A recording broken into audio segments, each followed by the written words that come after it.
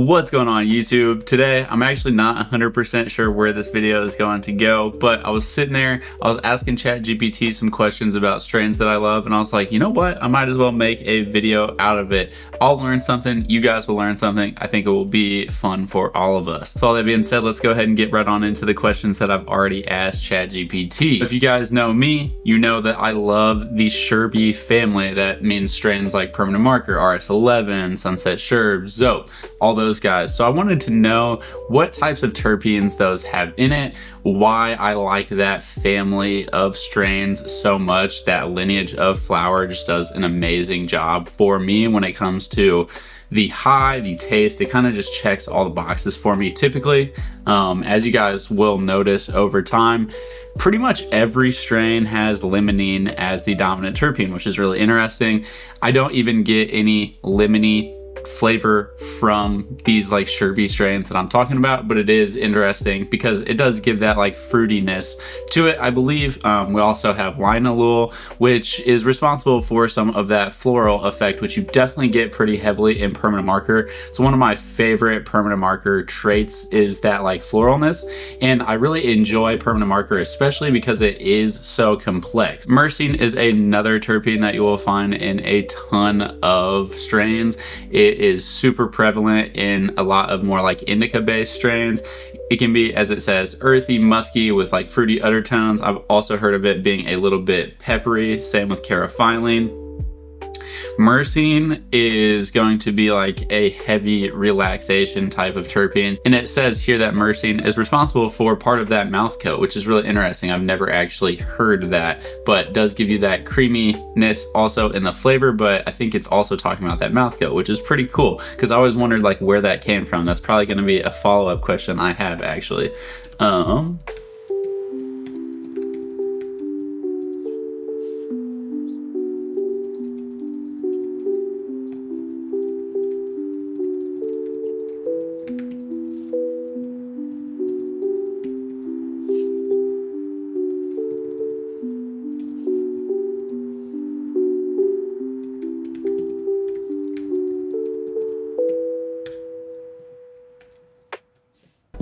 All right, we're gonna finish talking about these terpenes here that are in the Sherby strains. We've also got carophyllene, which I mentioned, definitely gonna be like a peppery.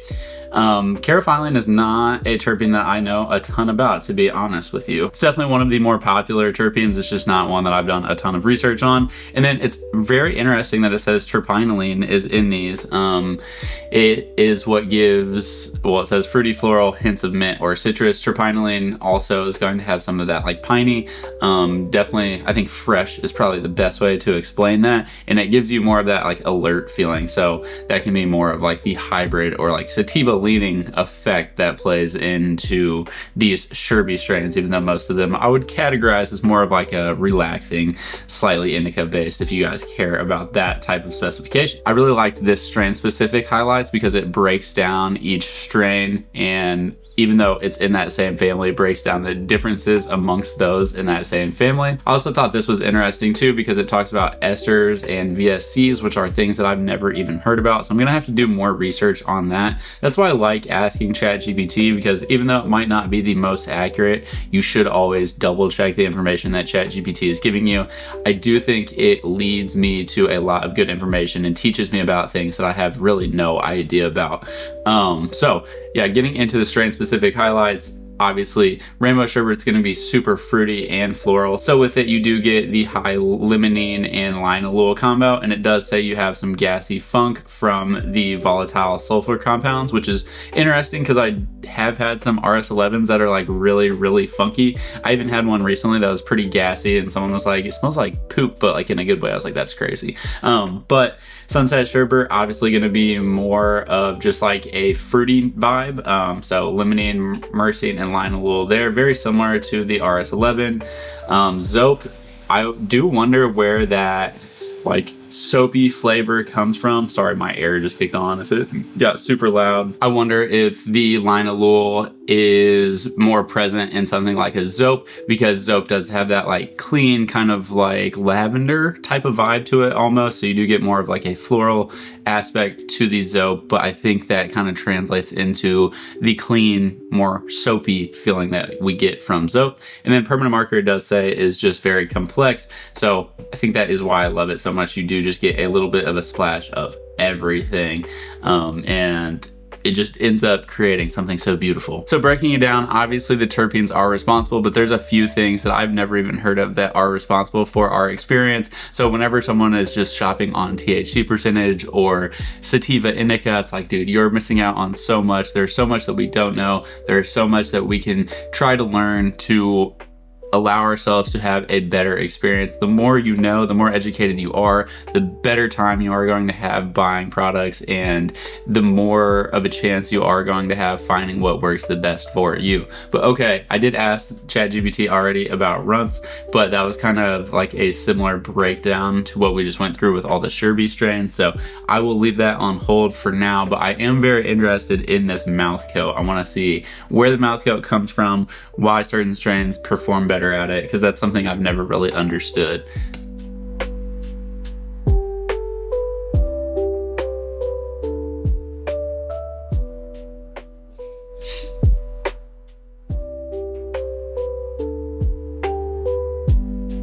So it's talking about esters again, ketones and aldehydes, which are stuff that I've never heard of.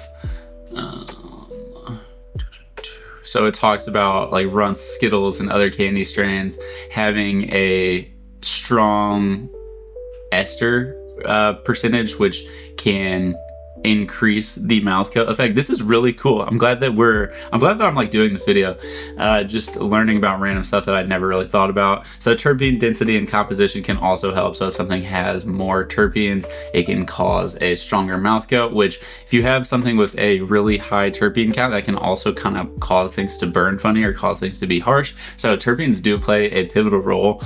It does say strains with like a higher terpene count will have more of a mouth coat, which I feel like just better weed typically has higher terpenes, so makes sense you're going to get a better mouth coat. And then later on it's talking about how the cannabinoids are interacting. So THC itself is oily and it contributes to a resinous mouthfeel. THCA rich flower.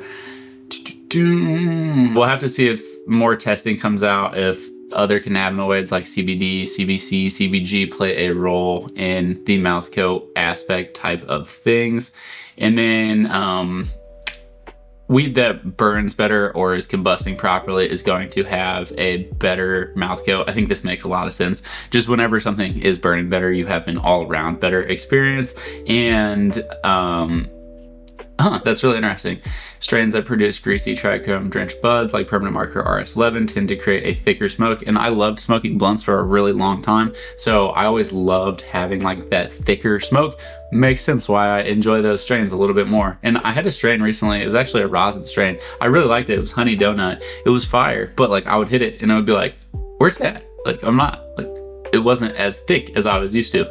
So it is interesting to have that broken down. And you know, ChatGPT is the closest thing I can get like talking to an actual scientist about weed. So all the questions I have, like I said, I do like to ask it, and then I'll do outside research to make sure that's not just like feeding me random answers or just like bullshit, because it's not going to be 100% perfect all the time, but it is a very good way, kind of like Wikipedia, you know, to like start your information dive. And yeah, if I have any like really tricky questions that I can't Google, or I don't think I can just like ask somebody that I know, I come to ChatGPT. So essentially what it's saying is there's a bunch of things that play into the mouth coat: genetics, terpene profile, trichome production, cure quality, just the quality of the bud overall. That's kind of what I expected. It was a culmination of a few different things. I didn't think it was like just one thing that played into that, but very interesting, especially to see that the strains that I like tend to do really well when it comes to mouth coat. Yeah, these are all strains that I really, really enjoy. Rainbow Belts is one of my favorite strains. This is funny. bonus nerd note. Yeah, that's so fun. I'm getting called a nerd by ChatGPT. Okay, so it's just comparing. I always enjoy this too. I actually was really into watching like cologne videos a few months ago, just because I liked how a particular YouTuber broke down scents, and I wanted to kind of take that and put it into my weed reviews, which I have not really done yet, but I plan on. There's a lot of crossover when it comes to perfumery, just like also alcohol, people smoking cigars. There's a lot of information that we can take from other avenues. Obviously, cannabis hasn't really been legal. We haven't been able to do the testing that other types of avenues have been able to do over time. So I do think like we can take stuff from like wine sommeliers, we can take stuff from people who are really good at judging cigars and take that and apply it to cannabis rather than just like treating weed as some new thing. So it asked if I wanted a like wheel of an evaluation wheel, which I think this is going to be awesome. I'm going to use this in my personal life. I will. So I wanted to create a mouth coat evaluation wheel. So let's see what that's looking like. It has the inhale, exhale, the mouth coat, final score sheet. Okay, this is really cool. I will actually probably use this and apply this to my channel, because I already kind of do this, but to have something like staple that I can go to every time, have numbers set up, I actually really like this. So yeah, I think I'll be doing more videos like this in the future. I think I'm going to go ahead and kind of wrap this one up here, because like I said, I didn't really have any direction on where this video was going, but I feel like we talked about some pretty interesting stuff, or at least it was interesting to me.